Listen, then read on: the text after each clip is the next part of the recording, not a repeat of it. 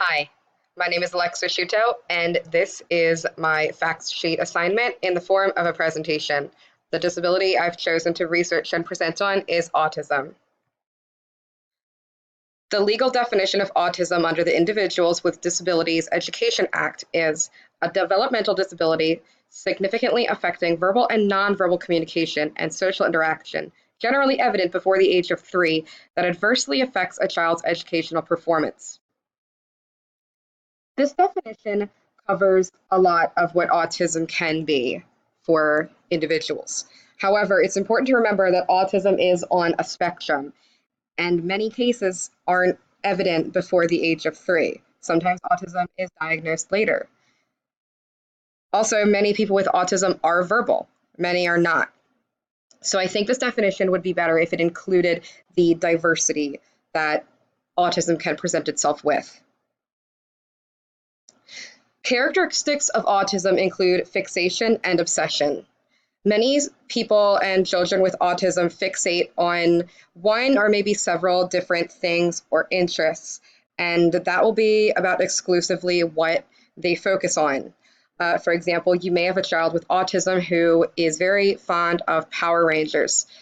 It wouldn't be uncommon for you to see in that child's room Power Rangers all over the walls, different toys that they have, all Power Rangers. And that child could probably tell if you got a toy that was a knockoff that wasn't really Power Rangers. Students with autism sometimes have trouble concentrating and following routines. Going back to fixation and obsession, many children with autism have very specific routines that they like to follow. So although following routines is something they may be fine at, it has to be their routine. And when it comes to following routines that other people put in place, they may have trouble following that, especially if that routine interrupts their own routine, which brings us into the next point, that they become upset when their schedule is disrupted. Some people with autism have very specific steps that they like to follow and get through their day with, and if that is disrupted, they may become very upset. Some people with autism exhibit unusual speech patterns. They may repeat phrases over and over again, or they may say nothing at all. Like I said before, many children with autism are verbal and many are not. And like the disorder itself, like the disorder itself, this can exist on a spectrum. So a child who, although is verbal, may just repeat the same phrase or the same word over and over again. Students with autism who are nonverbal may have alternative methods of communication. Some kids with autism can benefit from using sign language. Children with autism often cannot interpret social interactions and cues, which may present some difficulty when a teacher uses them. It also interrupts social development because children without autism can use social cues just fine. So when it comes to interacting with students who do have autism, that can be a barrier. In the classroom, a student with autism may have difficulty following instructions.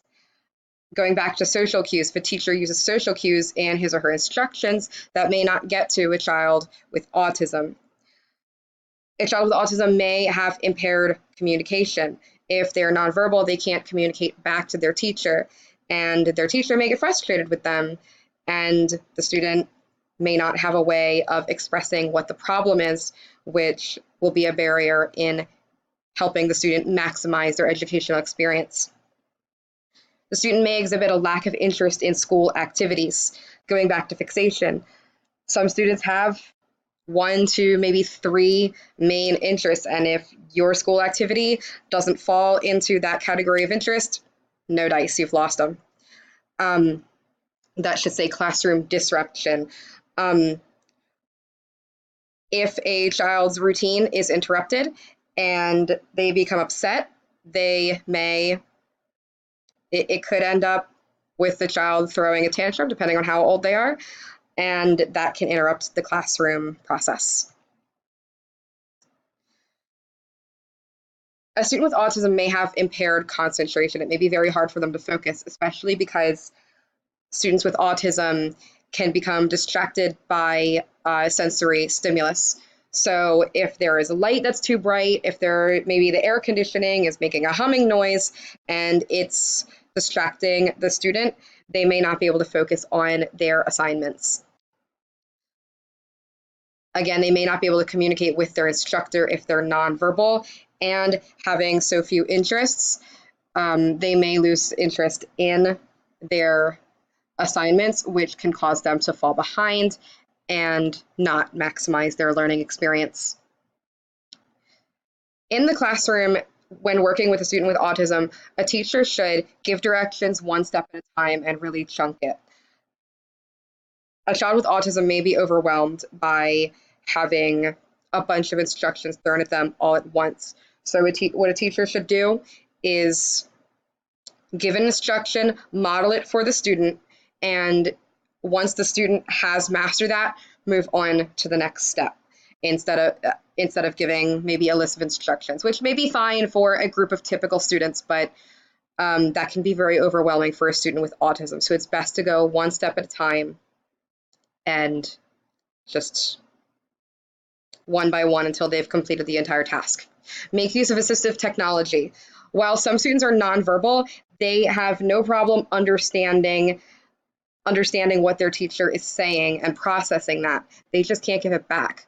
So means of technology, or there's technology that you can use with means of communicating to the teacher. There's voice to text that's very useful for students with autism. If a student has trouble taking notes, maybe they can use a word processor. Most importantly, a teacher should know his or her students and their needs and be in frequent contact with parents. Parental contact is important with students of all abilities, but especially with students with disabilities, in this case autism.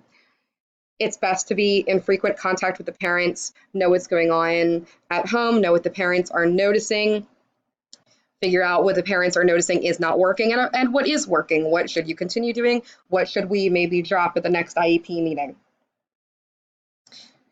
And here are my works cited. Thank you for your time, and it's been a good semester. Thank you.